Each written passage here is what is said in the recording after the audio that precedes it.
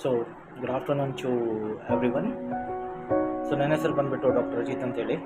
ನಾನು usually education ಫೀಲ್ಡಲ್ಲಿ work ಮಾಡ್ತಾ ಇದ್ದೀನಿ. Usually almost all since from 8 ಇಯರ್ಸಿಂದ ನಾನು ವರ್ಕ್ ಮಾಡ್ತಾ ಇದ್ದೀನಿ ಎಜುಕೇಷನ್ ಫೀಲ್ಡ್ ಸಿನಾರಿಯಲ್ಲಿ.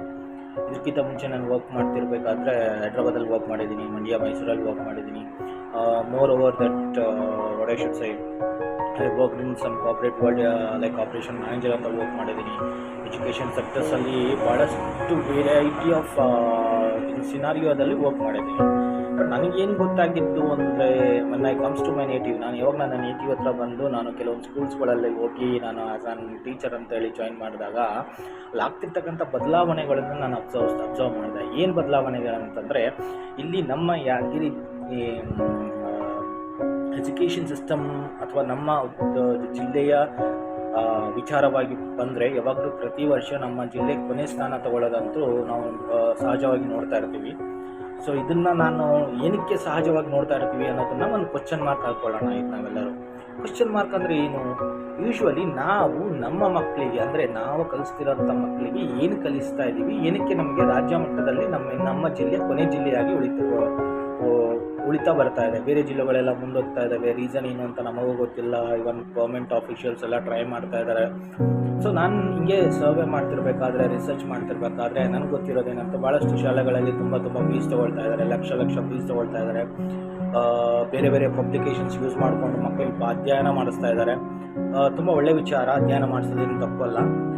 ಬಟ್ ಇಲ್ಲಿ ಏನಾಗ್ತಾ ಇದೆ ಅಂತಂದರೆ, ಅಧ್ಯಯನ ಮಾಡಿಸ್ತಾ ಅಲ್ಲಿ ಮಕ್ಕಳಿಗೆ ಏನಾಗ್ತಾ ಇದೆ ಅಂದರೆ ಸೆಲ್ಫ್ ಕಾನ್ಫಿಡೆನ್ಸ್ ಅನ್ನೋದನ್ನ ಕಡಿಮೆ ಆಗ್ತಾ ಇದ್ದಾರೆ. ರೀಸನ್ ಏನಪ್ಪ ಅಂತಂದರೆ, ಈಗ ಕೆಲವೊಂದು ಶಾಲೆಗಳಲ್ಲಿ ಹೆಂಗಿದೆ ಅಂತಂದರೆ, ಕೆಲವೊಂದು ಶಾಲೆಗಳಲ್ಲಿ ನೀವು ನೋಡ್ತಿದ್ದಂಗೆ ನಾನು ಅಬ್ಸರ್ವ್ ಮಾಡಿದ್ದಂಗೆ ಏನಂತಂದರೆ, ಈಗ ನಾವು ಒಂದು ಪಾಠನ ಹೇಳ್ತಿರ್ಬೇಕಾದ್ರೆ ಆ ಪಾಠದ ಎಕ್ಸಾಂಪಲ್ FA2 ಆಗಿರ್ಬೋದು, ಅಥವಾ FA1 FA2 FA3 FA4 SA1 SA2 ಆಗಿರ್ಬೋದು, ಪಾಠಗಳಾದಮೇಲೆ ಕೆಲವೊಂದು ರಿವಿಷನ್ ಅಂತ ಕೊಡ್ತಾರೆ. ರಿವಿಷನಲ್ಲಿ ಅದರಲ್ಲಿ ಕ್ವಶನ್ಸ್ ಕೊಟ್ಟು ಮಕ್ಕಳಿಗೆ ಅದನ್ನೇ ಎಕ್ಸಾಮ್ ಬರೋ ಅಂತ ಮಾಡ್ತಾರೆ. ಸೊ ಇದರಿಂದ ಮಕ್ಕಳಿಗೆ ಏನು ಎಫೆಕ್ಟ್ ಆಗ್ತಾ ಇದೆ, ಮಕ್ಳು ಏನಾಗ್ತಾ ಇದೆ ಅಂದರೆ ಬೇಸಿಕ್ಸ್ ಸಿಗ್ತಾ ಇಲ್ಲ. ಬೇಸಿಕ್ಸ್ ಕಲಿಸ್ತೇನೆ ನೀವು ಭಾಳಷ್ಟು ಸ್ಕೂಲಲ್ಲಿ ಯಾದಗಿರಿ ಸ್ಕೂಲಲ್ಲಿ ಸರ್ವೆ ಮಾಡಿದ್ರೆ, ನಾನು ಮಾಡಿದಂಗೆ ಸರ್ವೆ ಮಾಡಿದ್ರೆ ನಿಮ್ಗೆ ಗೊತ್ತಾಗುತ್ತೆ ಅಲ್ಲಿ ಏನು ಮಕ್ಕಳ ಪರಿಸ್ಥಿತಿ ಯಾವ ಮಟ್ಟದಲ್ಲಿದೆ.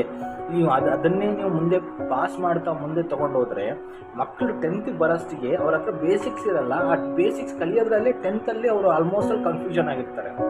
ಇದನ್ನು ಹೊಡೆದಾಕಬೇಕು ಅಂತಲೇ ನಾನು ಭಾಳಷ್ಟು ಸ್ಕೂಲ್ಗಳಲ್ಲಿ ಸರ್ವೆ ಮಾಡಿದೆ. ನಾನು ಬಂದು ಸುಮಾರು ಹತ್ತತ್ರ 1 ವರ್ಷ ಆಗ್ತಾಯಿತ್ತು. 1 ವರ್ಷ ಆಗ್ತಾಯಿದೆ ಈಗ ಯಾದಗಿರಿ ಬಂದು. ನಾನು ಹುಟ್ಟಿದು ಬೆಳೆದದೆಲ್ಲ ಯಾದಗಿರಿಯಲ್ಲೇ. ಬಟ್ ನಾನು ಅವಾಗ ಕಲಿಸ್ತಿರೋ ಸ್ಕೂಲು ಈಗ ನಡೀತಿರತಕ್ಕಂಥ ಸ್ಕೂಲ್ಗಳಿಗೆ ತುಂಬ ವ್ಯತ್ಯಾಸ ಇದೆ.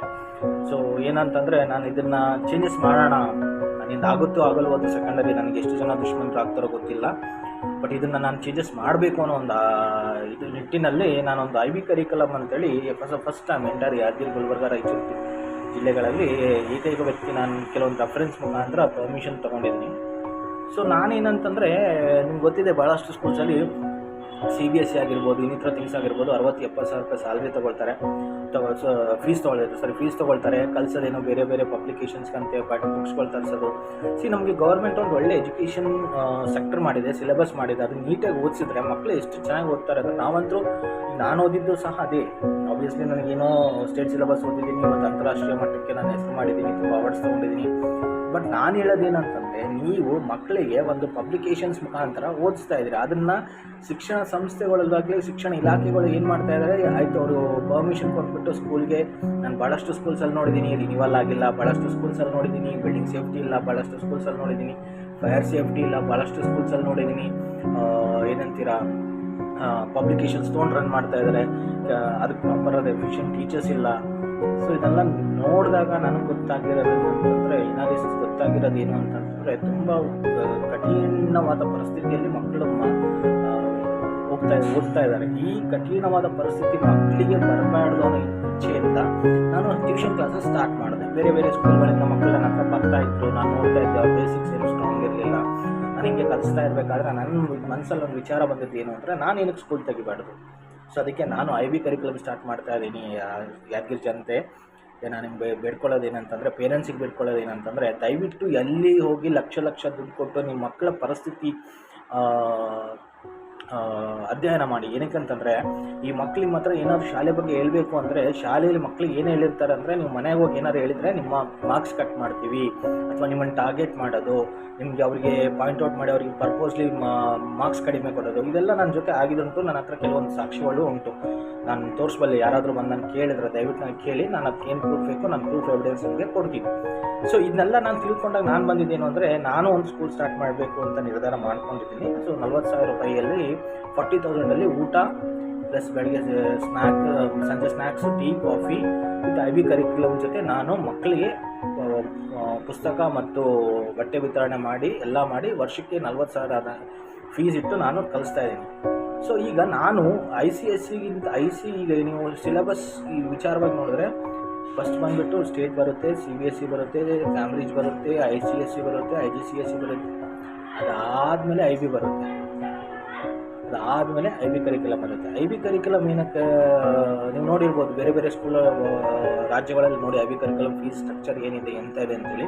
ನಾನು ಅತ್ಯಂತ ಕಡಿಮೆ, ಏನಕ್ಕೆ ಅಂದರೆ ನನಗೆ ಈ ನನ್ನ ಶಿಕ್ಷಣ, ನಾನು ಕೊಡ್ತಿರೋ ಶಿಕ್ಷಣದಲ್ಲಿ ಬದಲಾವಣೆ ತರಬೇಕು. ಯಾದಗಿರಿಯಲ್ಲಿ ಶಿಕ್ಷಣ ಜಿಲ್ಲೆ ಮಟ್ಟದಲ್ಲಿ ಹೋದಾಗ percentage, you need to say that percentage of educators, when it comes to the percentage of children, we are not getting any state toppers from this. We are getting, but we are not getting up to the mark. Whether now we are placing at the last place of the, when you are searching in results of entire Karnataka. But this does not to be happened. When we have an efficient teachers, we have to have an efficient government. They are providing a lot of trainings, a lot of tutorials, a lot of analysis to the schools, a lot of protocols to the schools, even though we are failure in the getting the results of ERP testings. The reason is why, because we are not capable of concentrating on the child basic strength. The major important is child basic strength ಅನ್ನೋದನ್ನು ನಾವು important ಕೊಡ್ತಾ ಇಲ್ಲ. ನಾನು ಇದಕ್ಕೋಸ್ಕರನೇ ಇದೇ topic ಆಗಿಟ್ಕೊಂಡು ನಾನು admission start ಮಾಡ್ತಾ ಇದ್ದೀನಿ.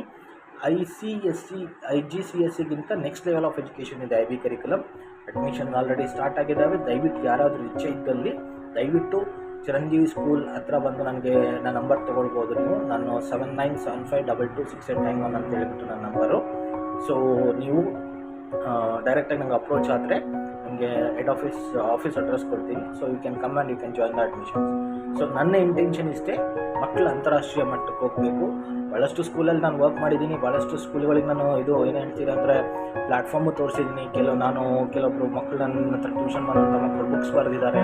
ಅದ್ರ ನಾನು ರಾಜಾರಾವ್ ಮೋಹನ್ ರಾಯ್ ಏಜೆನ್ಸಿ ಕಡೆಯಿಂದ ISBN ಅಪ್ರೂವಲ್ ತೊಗೊಂಡಿದ್ದೀನಿ, ಬುಕ್ಸ್ ಪಬ್ಲಿಷ್ ಮಾಡಿದ್ದೀನಿ. ಸಾಯಿ ಚರಣ ಅಂತೇಳಿ 6ನೇ ಕ್ಲಾಸ್ ಹುಡುಗ ಬುಕ್ ಬರೆದಿದ್ದಾನೆ. ಭಾಳಷ್ಟು ನನ್ನ ಕಡೆಯಿಂದ ಆದಷ್ಟು ನನ್ನ ಸೊಸೈಟಿ ಒಳ್ಳೇದು ಮಾಡಲಿಕ್ಕೆ ಪ್ರತಿಯೊಂದು ಹೆಜ್ಜೆಯಲ್ಲಿ ನಾನು ಪ್ರೋತ್ಸಾಹ ಮಾಡ್ತಾಯಿದ್ದೀನಿ. ಭಾಳಷ್ಟು ನನ್ನ ಐಡಿಯಾಸ್ನ ಕಾಪಿ ಪೇಸ್ಟ್ ಮಾಡಿಕೊಂಡು ಅದನ್ನು ಹುಡುಗರ ಜೊತೆ ಪ್ರೂವ್ ಮಾಡೋಕ್ಕೆ, ನನ್ನನ್ನು ಕೆಟ್ಟದ್ದು ಮಾಡಲಿಕ್ಕೆ ಭಾಳಷ್ಟು ಸ್ಕೂಲ್ಸ್ಗಳು ನನ್ನನ್ನೇ ಕೆಟ್ಟ ದೃಷ್ಟಿಕೋನದಲ್ಲಿ ತೋರಿಸಿದ್ದು ಉಂಟು. ಸೊ ಎಲ್ಲ ಅವಮಾನಗಳನ್ನು ಸಹಿಸ್ಕೊಂಡು ಎಲ್ಲ ಇದು ಮಾಡಿಕೊಂಡು ಕೊನೆಗೆ ನನ್ನ ದೃಢವಾದ ನಿರ್ಧಾರ ಏನು ಅಂತಂದರೆ, ಇದೇ ಅವಮಾನಗಳಿಂದ ನಾನು ಒಂದು ನಿರ್ಧಾರ ತೊಗೊಂಡಿದ್ದೇನು ಅಂದರೆ, ಒಂದು ಸ್ಕೂಲ್ ತೆಗಿಬೇಕು. ಆ ಸ್ಕೂಲಲ್ಲಿ ಮಕ್ಕಳಿಗೆ ಒಂದು ಒಳ್ಳೆಯ ಇತಿಹಾಸ, ಏನಂತಾರೆ ಎಜುಕೇಷನ್ ಅನಾಲಿಸಿಸ್ ವೇರಿಯೇಷನ್ ತೋರಿಸ್ಬೇಕು. ಟ್ರೆಂಡ್ ಹೆಂಗೆ ಆಗ್ತಾ ಇದೆ, ಅಪ್ಕಮಿಂಗ್ ಟೆಕ್ನಾಲಜೀಸ್ ಯಾವ ಥರ ಇಂಪ್ರೂವ್ಮೆಂಟ್ ಆಗ್ತಾ ಇದೆ, ಅದರ ಬೇಸಿಸ್ ಮೇಲೆ ಇವ್ರಿಗೆ ಏನು ಬೇಸಿಕ್ ಸ್ಟ್ರೆಂತ್ ಬೇಕು, ಮುಂದೆ ಫ್ಯೂಚರ್ಗೆ ಯಾವ ಥರ ಇರುತ್ತೆ ಅನ್ನೋದನ್ನು ನಾನು IB ಕರಿಕ್ಯುಲಮ್ ಮುಖಾಂತರ ಸೊಸೈಟಿಗೆ ತಿಳಿಸ್ಬೇಕು ಅಂತೇಳಿ ಹೊರಟಿದ್ದೀನಿ. ನಾನು ಅಂದ್ಕೊಂಡಿದ್ದೀನಿ ಏನಂದರೆ, ನನಗೆ ಯಾದಗಿರಿ ಜನತೆ ಆಗಿರ್ಬೋದು ಅಥವಾ ನನ್ನ ಎಜುಕೇಟರ್ಸ್ ಆಗಿರ್ಬೋದು ನನ್ನ ಜೊತೆ ಕೈ ಜೋಡಿಸ್ತಾರೆ ಅನ್ನೋ ಒಂದು ಚಿಕ್ಕ ಆಸೆಯಿಂದ ಈ ವಿಡಿಯೋ ಮಾಡಿ ಅಪ್ಲೋಡ್ ಮಾಡ್ತಾ ಇದ್ದೀನಿ. ನಾನು ಮಾತಾಡಿದ್ರಲ್ಲಿ ಏನಾದರೂ ತಪ್ಪುಗಳನ್ನು ಆಗಿದ್ದರೆ ದಯವಿಟ್ಟು ನಾನು ಕ್ಷಮೆ ಯಾಚಿಸ್ತೀನಿ. And moreover please don't concentrate on a huge fees. ಯಾವತ್ತೂ ದೊಡ್ಡ ಲಕ್ಷ ದುಡ್ಡು ಕೊಟ್ಟು ನನ್ನ ಮಕ್ಕಳು ಲಕ್ಷ ಕೊಟ್ಟು ಅಂತ ಸ್ಕೂಲಲ್ಲಿ ಹೋಗ್ತಾ ಇದ್ದಾನೆ ಅಂತ ವರ್ಚಿಸ್ಕೊಂತ ಆ ಮಕ್ಕಳಲ್ಲಿ ಏನು ಓದ್ತಾ ಇದ್ದಾರೆ, ಅಲ್ಲಿ ಬೇಸಿಕ್ ಸ್ಟ್ರೆಂತ್ ಏನಿದೆ, ಅಲ್ಲಿ ಆಗ್ತಿರೋದು ಏನು, ಮಕ್ಕಳನ್ನು ಸರಿಯಾಗಿ ಓದ್ತಾ ಇದ್ದಾರಾ ಇಲ್ವಾ ಅಂತ ದಯವಿಟ್ಟು ತಿಳ್ಕೊಂಡು ಅನಾಲಿಸಿಸ್ ಮಾಡಿಕೊಂಡು ಸ್ಕೂಲ್ ರಿಸರ್ಚ್ ಮಾಡಿ ಸ್ಕೂಲ್ ಬಗ್ಗೆ ಅಧ್ಯಯನ ಮಾಡ್ಕೊಂಡು ಆಮೇಲೆ ಅಡ್ಮಿಷನ್ ತೊಗೊಳ್ಳಿ ಅಂತ ತಿಳಿತಾ ನಾನು 2 ಮಾತುಗಳನ್ನು ಮುಗಿಸ್ತಾ ಇದ್ದೀನಿ. Thank you and I hope that I'll get a good result from this video and I'll get my what I should say, ಒಂದು ಒಳ್ಳೆ ಸ್ಕೋಪ್ ಸಿಗುತ್ತೆ, ಒಂದು ಒಳ್ಳೆ ಟರ್ನ್ ತೊಗೊಳ್ಳೋಣ ಒಂದು ಸೊಸೈಟಿಯಲ್ಲಿ ಅನ್ನೋ ಒಂದು ಒಳ್ಳೆ ನಾಲೆಜಬಲ್ ಪರ್ಸ್ನಾಲಿಟಿ ರೆಡಿ ಮಾಡೋಣ. Youths are the next generation ಅಂತ ಹೇಳ್ತೀವಿ, ಆ ಜನ್ರೇಷನ್ನ ರೆಡಿ ಮಾಡೋಣ ಅಂದ್ಕೊಂಡು ನಾನು ಈ ವಿಡಿಯೋ ಮಾಡಿದ್ದೀನಿ. Thank you.